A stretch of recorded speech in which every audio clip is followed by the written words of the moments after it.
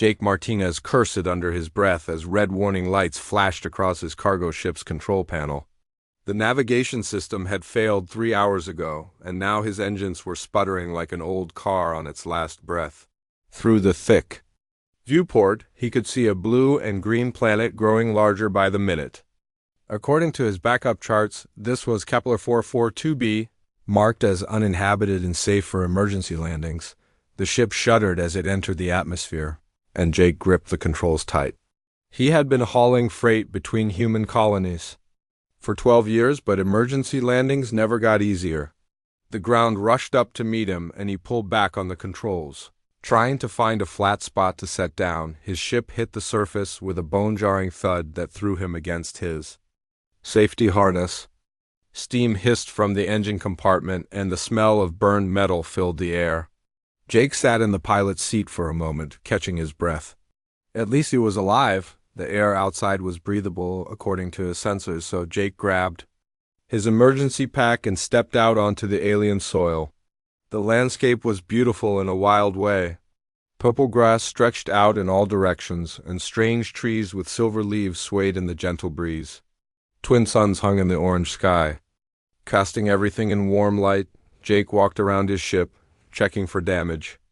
The main engine was cracked, and several important parts were scattered across the ground. He would need help to fix this mess, but the planet was supposed to be empty. He pulled out his scanner and did a sweep of the area. The device beeped softly, showing movement about half a mile to the west. Jake frowned. Maybe it was just some kind of animal. He started walking toward the signal, his boots crunching on the strange purple grass dot as he climbed over a small hill. Jake saw something that made him stop dead in his tracks. A figure crouched near a cluster of rocks, moving with fluid grace. It looked almost human, but not quite. The being had sleek gray fur covering its body, pointed ears that twitched at every sound, and a long tail that flicked back and forth. It was definitely female, about 5 feet tall, and wore fitted clothing that looked like it was made from animal hide. Jake tried to approach quietly, but his heavy boots made too much noise. The alien spun around, and Jake found himself staring into bright amber eyes that seemed to glow in the sunlight. She had a human-like face, but with sharper features and small fangs that showed when she opened her mouth. "Stay back," she said, her voice carrying a harsh, barking quality. She held a spear in one hand and a curved blade in the other. "I know what you are, human. Your kind brings nothing but trouble." Jake raised his hand slowly, showing he meant no harm. "I'm not here to cause problems. My ship crashed, and I need help getting it fixed." The alien girl laughed, but it sounded more like a growl. "Help? From me? I think you have the wrong idea about how things work here. Look, I don't know who you are or what your people think about humans, but I'm just a freight hauler. I deliver supplies between colonies. I'm not a soldier or a scout." She studied him with those strange amber eyes, as if trying to decide whether to believe him. "My name is Zara. I am a scout for the Valari people, and this is our world. We have been watching your species spread across the galaxy like a disease, taking whatever you want." Jake felt a flash of anger but pushed it down. Getting into an argument would not help his situation. "I understand why you might think that, but not all humans are the same. I've never taken anything that wasn't freely given," Zara snorted. "Pretty words from someone who crashed on our planet without permission. It was an emergency landing. I didn't have a choice." "There is always a choice," Zara said. She lowered her weapons slightly but kept them ready.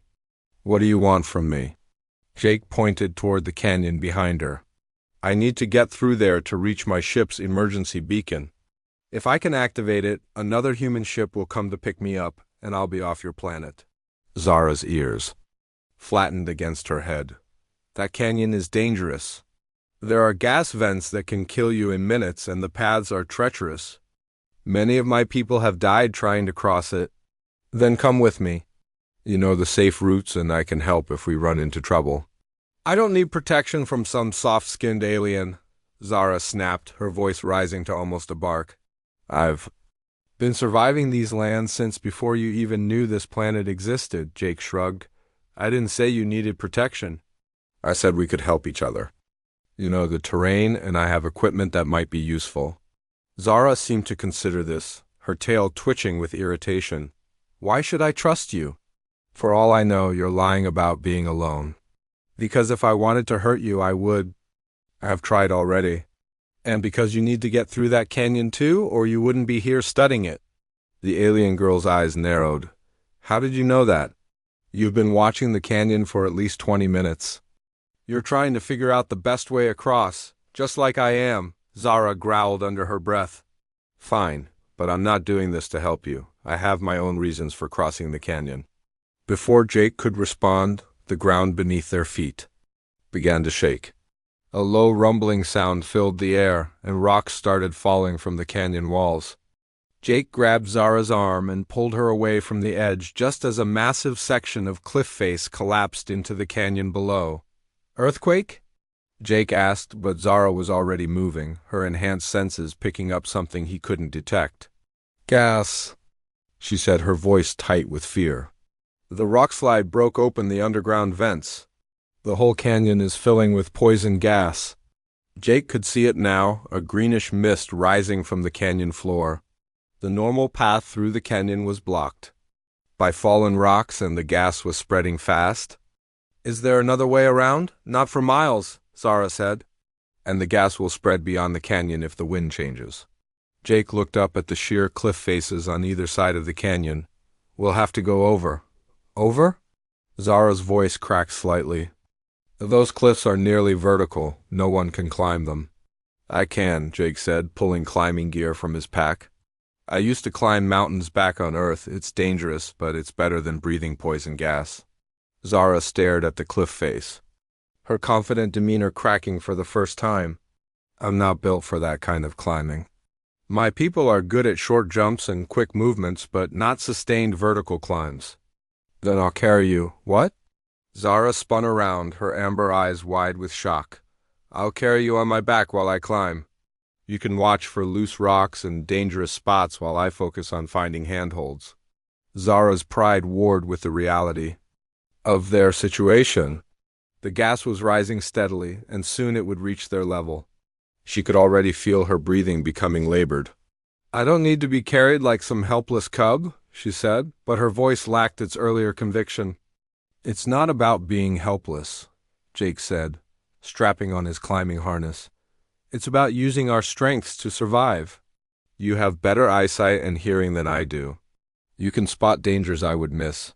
The gas cloud grew thicker, and Zara coughed. Her species was more sensitive to toxins than humans, and she was already feeling dizzy. This is just a temporary strategic alliance, she said finally. Nothing more. Jake nodded. Just until we're both safe. Zara reluctantly approached him, her movements stiff with wounded pride. If you drop me, human, I will haunt you from the afterlife. I won't drop you, Jake said, kneeling so she could climb onto his back. What's your name again? Zara, she sighed, wrapping her arms around his shoulders. Her grip was surprisingly strong, and Jake could feel her claws through his jacket. Hold on tight, Zara. This is going to be a long climb. As Jake began the ascent, Zara muttered under her breath. I don't need protection. But her arms tightened around him as they left the safety of solid ground behind. Jake's hands found the first solid handhold on the rocky cliff face. The stone was rough and warm from the twin suns, giving him good grip as he began to pull himself upward. Zara's weight on his back was lighter than he had expected, but he could feel her muscles tense with every movement. This is just a temporary arrangement, Zara muttered into his ear, her voice shaky despite her attempts to sound confident. I could climb this myself if I had the right equipment. Jake didn't answer. He was already breathing hard, and they had barely started the climb. The cliff stretched up for at least 300 feet, and the toxic gas below was rising faster than he had hoped. He reached for the next handhold, testing each grip carefully before putting his full weight on it. The rock is loose about 2 feet to your left, Zara said suddenly, her enhanced eyesight spotting a crack that Jake had missed. Use the darker patch instead. Jake shifted his grip, grateful for the warning. The darker rock was solid and gave him a good hold. Thanks. He grunted, pulling them both higher, Zara's claws dug into his shoulders as the ground fell away beneath them. She had been trying to keep her grip light, but her natural instincts were taking over. "Sorry," she said, loosening her hold slightly. "I didn't mean to hurt you." "It's fine," Jake said, though he could feel her claws through his thick jacket. "Just hold on however you need to." The first 20 feet went smoothly, but then Jake hit a section where the cliff face angled outward. He had to lean back to reach the next handhold, and Zara's weight shifted dangerously. She pressed herself against his back, her breathing quick and shallow. "I hate this," she whispered. "Velari are not meant to be so far from the ground." "You're doing great," Jake said, trying to keep his voice steady. "Just keep watching for loose rocks." The gas cloud was thick now, a green fog that made the air shimmer. Jake could smell it even at their current height, a bitter metallic scent that made his nose burn. Zara was coughing more frequently, and he could feel her body trembling. "How much farther?" she asked, her voice weaker than before. Jake looked up at the cliff face stretching endlessly above them. "We're about a quarter of the way up. Are you okay?" "I'm fine," Zara said, but her grip on his shoulders tightened. "My people have strong lungs. The gas won't affect me as much as it affects you." But Jake could tell she was lying. Her breathing was getting more labored, and she was starting to lean heavily against him. The toxic fumes were rising faster than they could climb, and both of them were beginning to feel the effects. "There," Zara said, pointing to a small ledge about 15 feet to their right. "We can rest there." Jake looked at the ledge. It was barely wide enough for one person, but it would give them a chance to catch their breath. He began working his way across the cliff face, moving sideways instead of up. The holds were smaller here, and his fingers were starting to ache from gripping the rough stone. "Careful," Zara said, her voice sharp with worry. "The rock changes color just above that ledge. It might be a different type of stone." Jake paused, studying the area she had indicated. The rock did look different, more crumbly and weathered. He chose his path carefully, testing each hold before trusting it with their combined weight. When they finally reached the ledge, Jake collapsed against the stone wall, gasping for breath. Zara slid off his back and crouched beside him, her amber eyes wide with fear and exhaustion. "This is impossible," she said, looking down at the green fog that now filled the entire canyon below them. "We'll never make it to the top." Jake wiped sweat from his forehead and checked his climbing gear. His rope was still secure, and his harness was holding up well. "We'll make it," he said. "We just need to pace ourselves." Zara wrapped her arms around her knees and stared at the cliff face above them. "I should have listened to the elders. They said the canyons were becoming more dangerous, that the gas vents were growing stronger. Why didn't you go around?" Jake asked, taking a drink from his water bottle. "Because I'm stubborn," Zara said with a bitter laugh.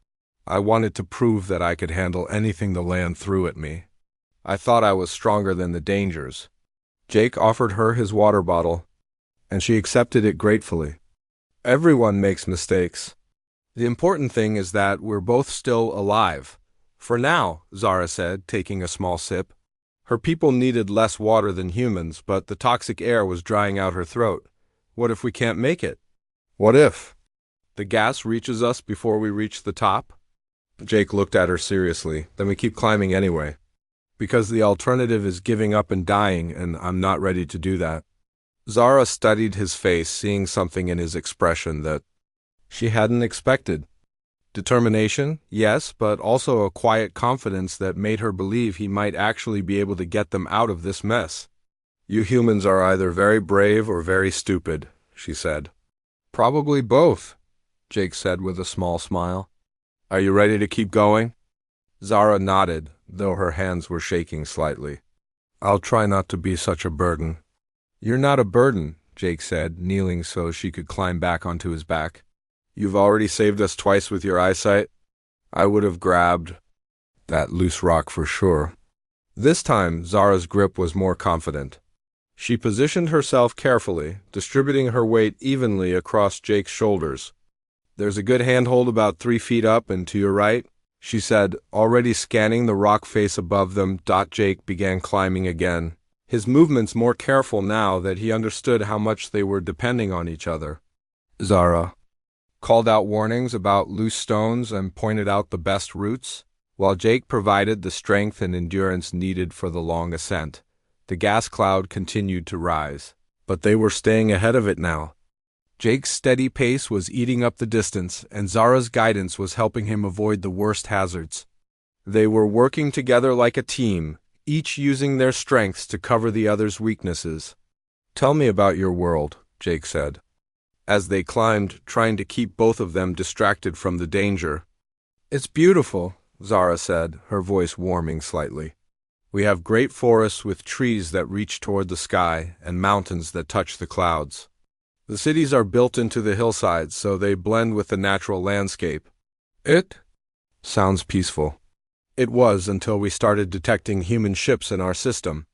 The elders became worried that your people would try to colonize our world like you have so many others. Jake was quiet for a moment, focusing on a particularly difficult section of the climb. "Not all humans are colonizers," he said finally. "Some of us just want to explore and learn." "That's what they all say at first," Zara said, but her tone was less hostile than before. "But then come the miners and the settlers and the factories." "Maybe," Jake said. "But right now, there's just me, and I'm only here because my ship broke down." They climbed in comfortable silence for a while, the rhythm of their movement becoming natural. Jake's breathing was steady, and Zara's directions were becoming more precise as she learned to read the rock face better. "Jake," Zara said suddenly, her voice tight with worry, "what is it?" "There's something moving on the cliff face above us, something big." Jake looked up and saw them. 3 large bird-like creatures with razor-sharp talons and wingspans of at least 12 feet. They were circling the cliff face, their keen eyes focused on the 2 climbers. "What are those?" Jake asked, his grip tightening on the rock. "Scorehawks," Zara said, her voice barely above a whisper. "They nest in the high cliffs and attack anything that threatens their territory. And we're climbing right through their hunting ground." The first scorehawk dove toward them with a harsh screech that echoed off the canyon walls. Jake pressed himself against the rock face, but there was nowhere to hide on the open cliff. The creature's talons scraped against the stone just inches from his head. "Don't move suddenly," Zara whispered, her voice tense but controlled. "They hunt by tracking fast movements. If we stay still, they might lose interest." But Jake could see more hawks circling above them, their dark shapes blocking out the twin suns. "How many are there?" "At least 6, Zara said, her enhanced vision picking out details that Jake's human eyes couldn't see. "Maybe more." This must be their main nesting area. Another hawk swooped down, this one coming from Jake's blind spot. He didn't see it until Zara's claws dug into his shoulder. Duck left now. Jake threw himself sideways, still clinging to the rock face. The hawk's talons whistled through the air where his head had been a moment before. The creature let out an angry cry and wheeled around for another attack. "I can't see them coming from all angles," Jake said, his breathing harsh with fear and exertion. "My eyes aren't good enough." "Then you climb, and I'll watch," Zara said, her voice taking on a commanding tone. "I'll be your eyes, you just focus on finding handholds." Jake felt her shift on his back, positioning herself so she could see in all directions. Her grip changed too, becoming more secure and purposeful. She was no longer just holding on for dear life, but actively participating in their survival. "3 coming from your right," she called out. "High approach, about 20 feet up." Jake pressed himself against the rock and waited. The hawks dove past them, their frustrated cries echoing off the canyon walls. When they were clear, he began climbing again, trusting Zara completely to watch for the next attack. "Good," Zara said, her voice steady now. "There's a deep crack about 2 feet up that will give you a solid hold. The hawks are regrouping for another pass." Jake reached for the crack and found it exactly where she had said it would be. His fingers fit perfectly into the gap, giving him a secure anchor point. "How long do these attacks usually last?" "Until they decide we're not worth the effort," Zara said. "Or until we leave their territory." "How much of the cliff is their territory?" "All of it." Jake groaned but kept climbing. The hawks were getting bolder, diving closer with each pass. One of them actually struck his backpack, its talons tearing through the fabric but missing his body by inches. That was too close, Zara said, her voice sharp with concern. We need to move faster. I'm going as fast as I can, Jake said, sweat dripping down his face. These handholds are getting smaller. Then we need to be smarter, Zara said. She was studying the cliff face above them, her tactical mind working on the problem. There's an overhang about 30 feet up. If we can reach it, we'll have some protection from above. Jake looked up at the overhang. It would be a difficult climb, requiring him to support both their weights while hanging almost upside down. But it was their best option. 2 more coming. From the left, Zara warned, low and fast. Jake hugged the rock face as the hawks swept past. One of them was so close that he could feel the wind from its wings. When they were clear, he began working his way toward the overhang. The climbing became more difficult as the cliff face angled outward. Jake had to lean back to reach the next handhold, and Zara's weight pulled at him dangerously. His arms were burning with fatigue, and his fingers were starting to slip on the rough stone. I'm getting tired, he admitted, his voice strained with effort. I know, Zara said, but you're doing great. Just 20 more feet to the overhang. Jake reached for the next hold, but his sweaty palms slipped on the stone. For a terrifying moment, he swung away from the cliff face, held only by his other hand and his climbing rope. Zara's weight nearly pulled him off the wall entirely. I've got you, Zara said, and Jake felt her claws dig into the rock beside his hand.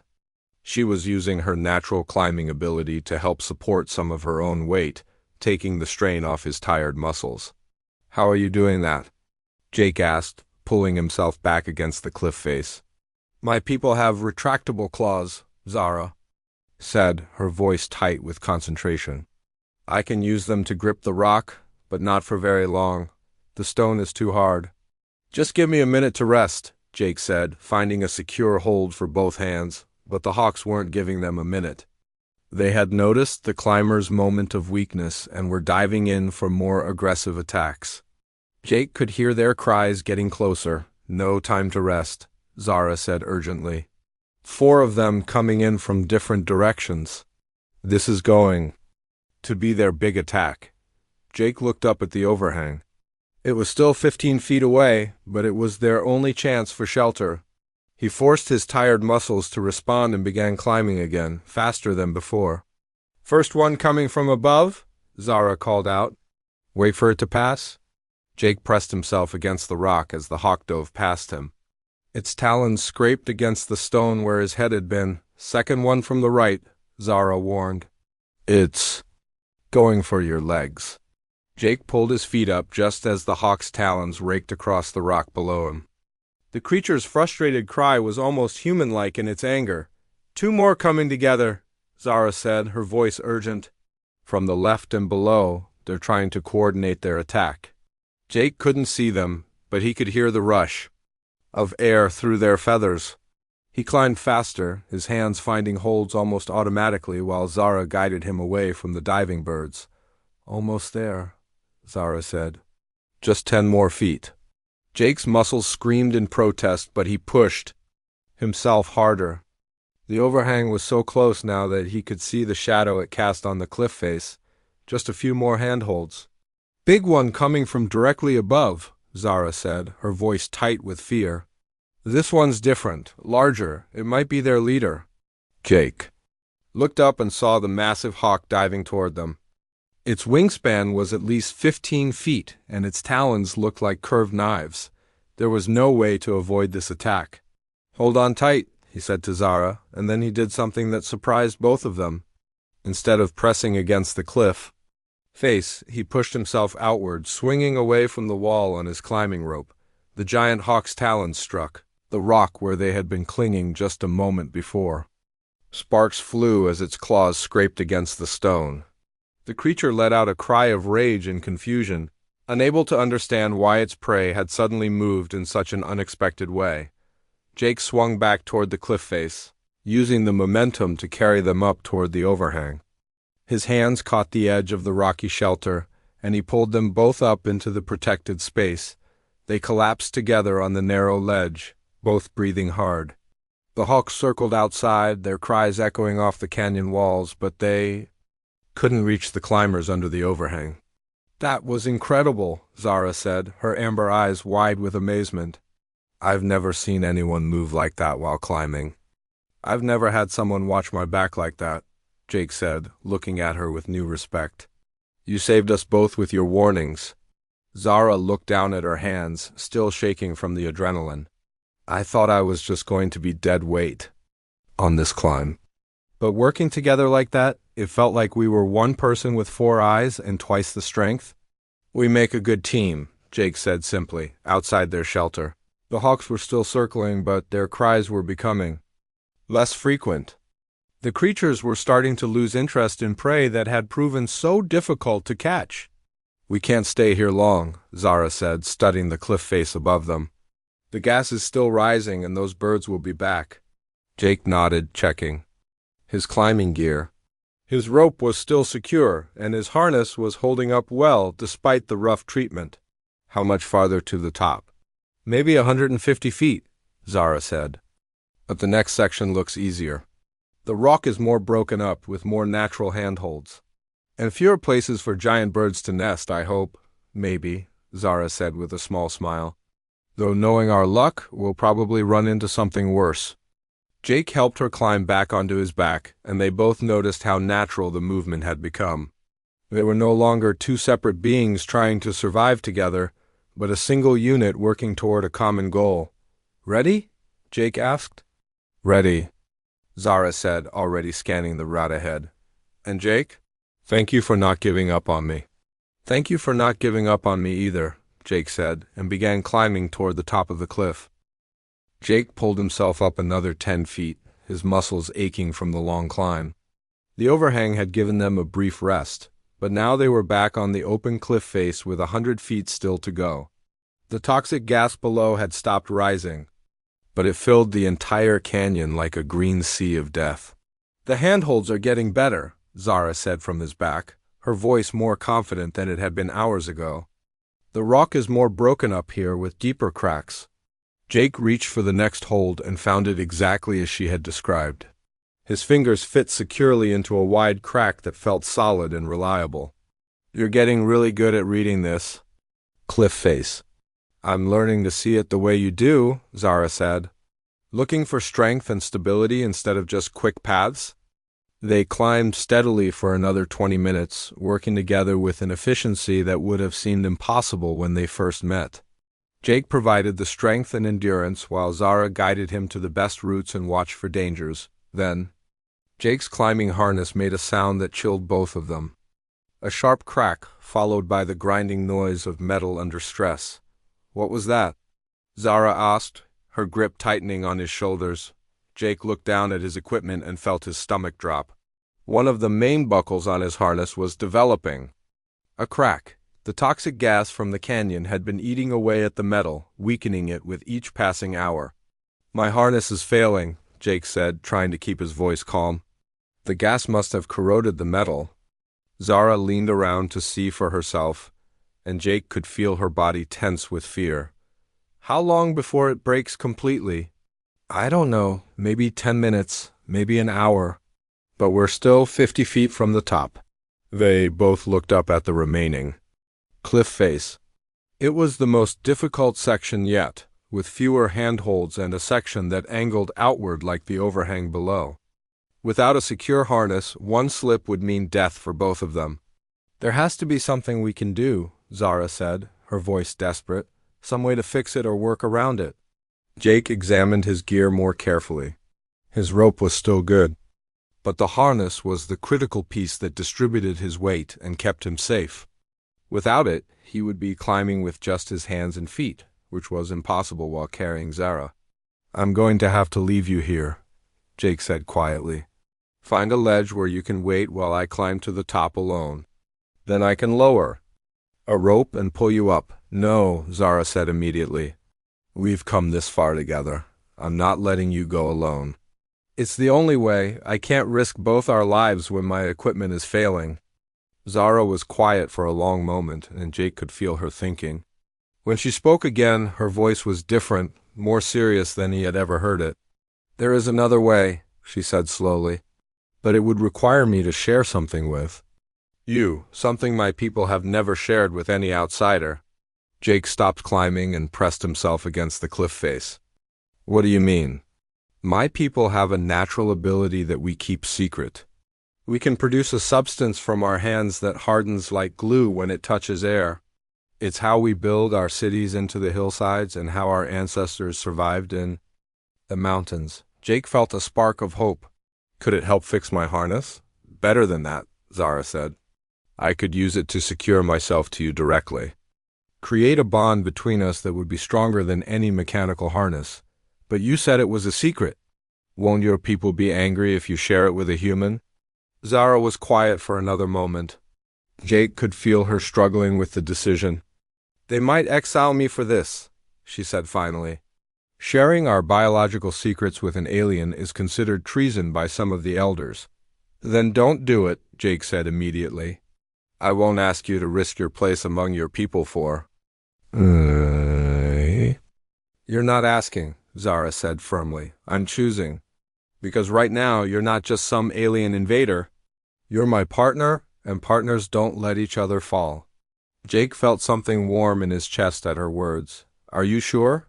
"I'm sure. But you need to understand what this means.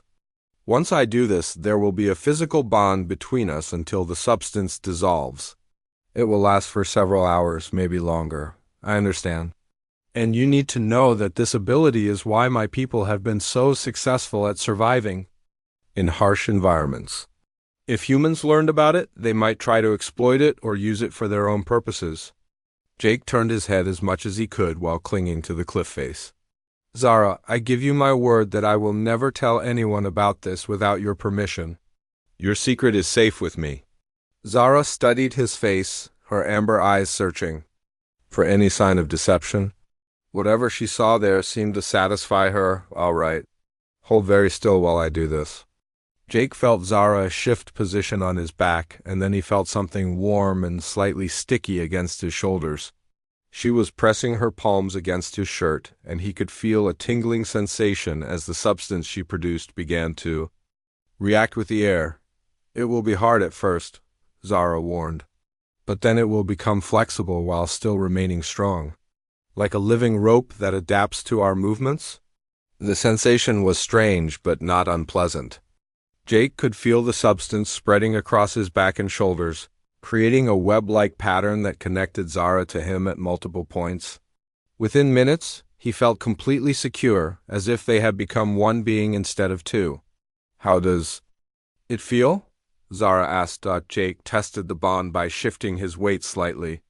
Zara moved with him smoothly, the biological connection adjusting to their movements while keeping them perfectly balanced. "It feels incredible, like you're part of me." "That's, the idea," Zara said.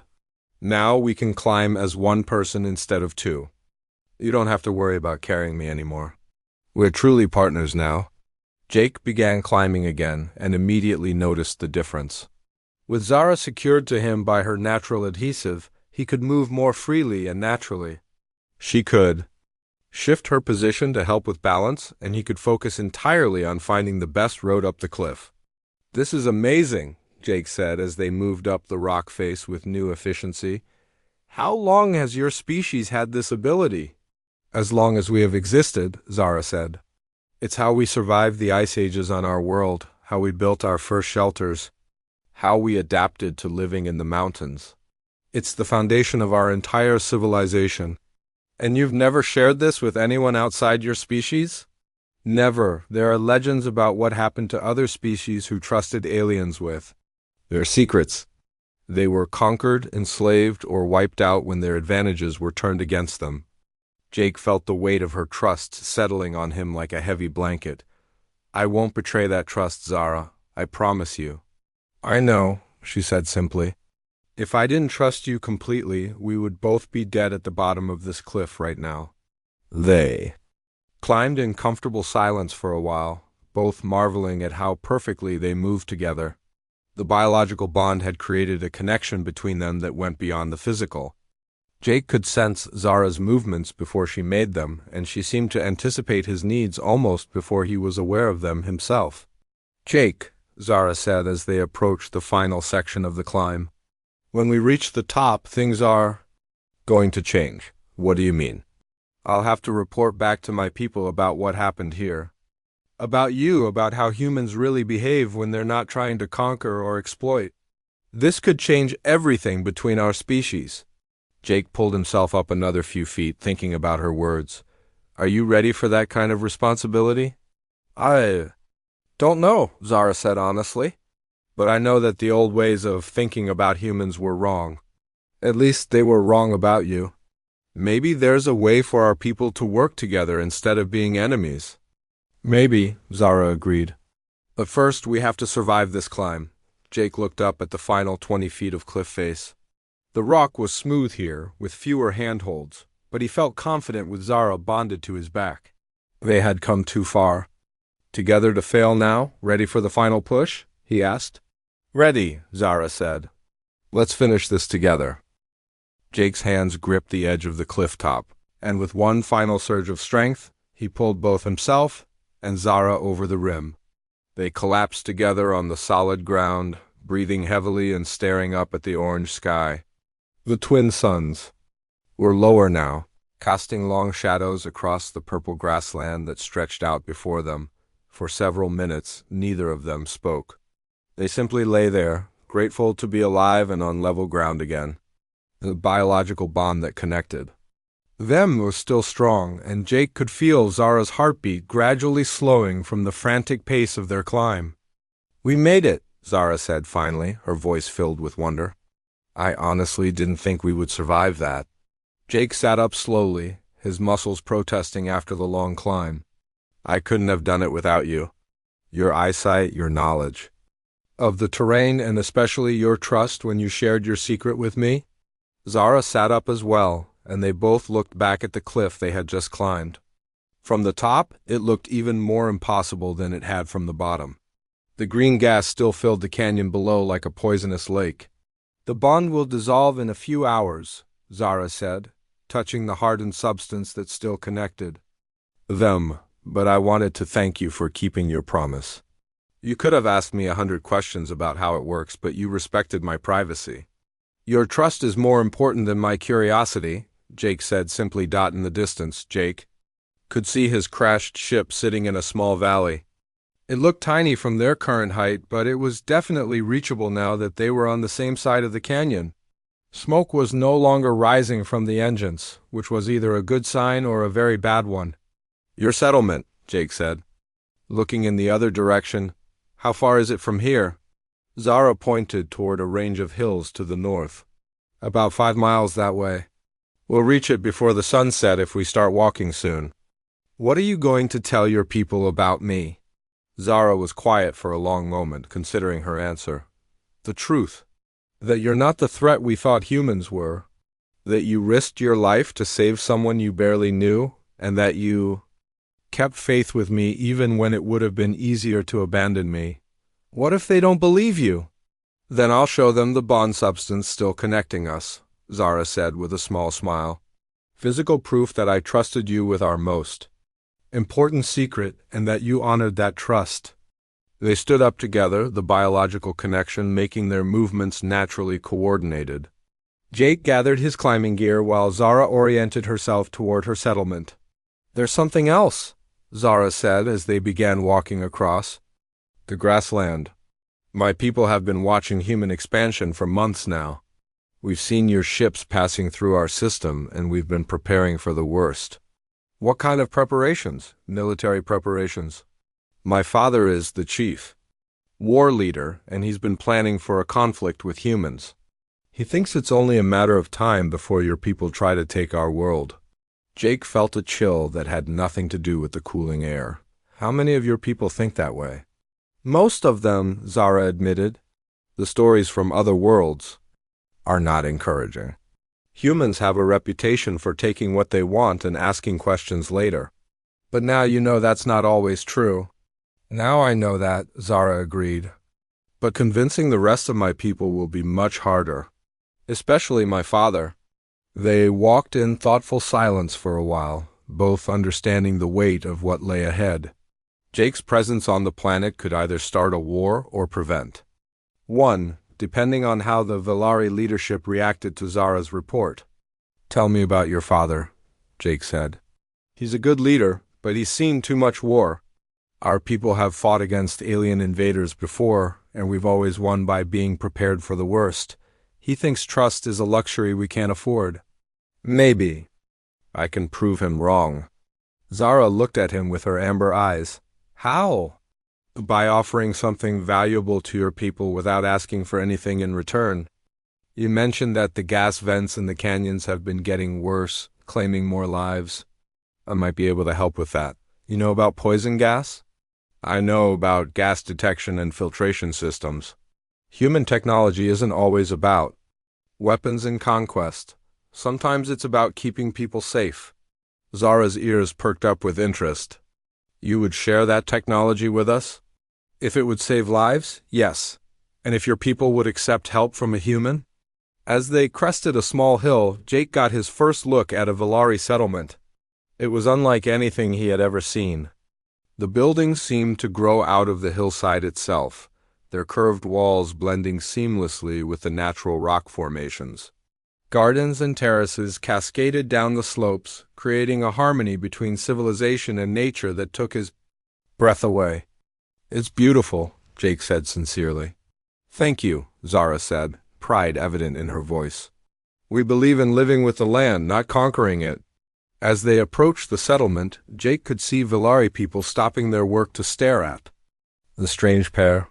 Word of their approach spread quickly, and by the time they reached the main path, a crowd had gathered. The Velari were similar to Zara in appearance, but Jake could see variations in their fur patterns and ear shapes.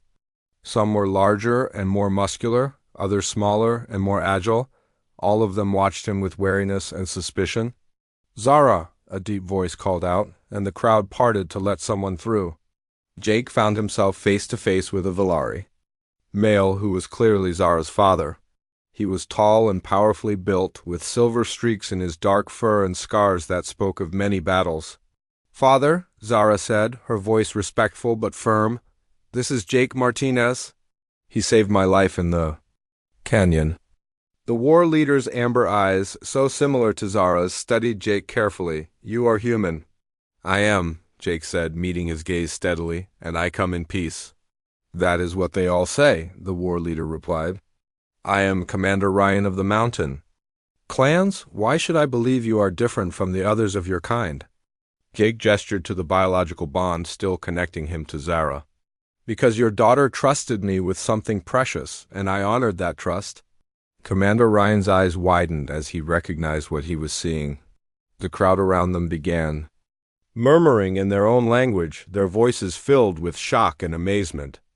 "You shared the bond with an alien?"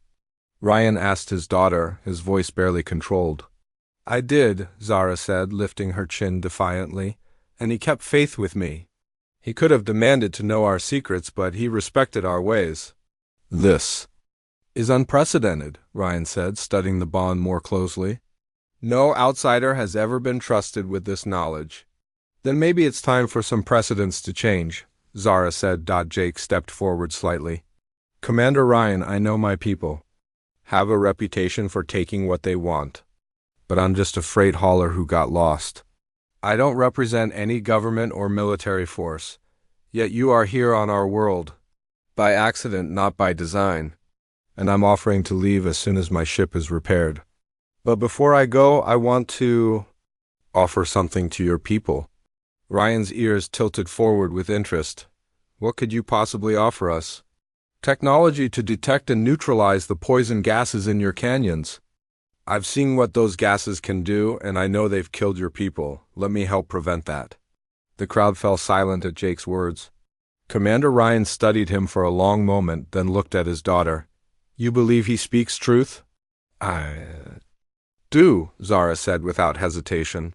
"He risked his life to save mine, and he's asking for nothing in return for his help." Commander Ryan was quiet for several minutes, the weight of decision heavy on his shoulders. Finally, he spoke. You will stay in our settlement tonight. Tomorrow we will examine your ship and this technology you speak of. If you prove trustworthy, perhaps we can discuss a different kind of relationship between our peoples. Jake felt a surge of hope. Thank you, Commander. I won't disappoint you. See that you don't, Ryan said. Then his expression softened slightly as he looked at his daughter. You have grown wise, Zara. Perhaps it is time for old warriors like me to listen to the younger generation. As the crowd began to disperse, Zara walked beside Jake toward the guest quarters. That went better than I expected, she said. Is that normal for your father to change his mind so quickly? No, Zara said with a smile. But he's never seen his daughter bonded to an alien before. That kind of trust is impossible to fake. Jake looked at the biological connection still. Linking them together. When this dissolves, will things go back to the way they were? Between us? Never, Zara said firmly. We've been through too much together. You've become part of my pack, Jake Martinez. And that's a bond that goes deeper than any biological adhesive. As the twin suns set over the Valari settlement, Jake realized that his emergency landing had become something much more important. He had found not just a way to survive, but a path toward understanding between two very different species, and it all started with an alien girl who insisted she didn't need protection, then learned that sometimes the greatest strength comes from trusting someone enough to let them help,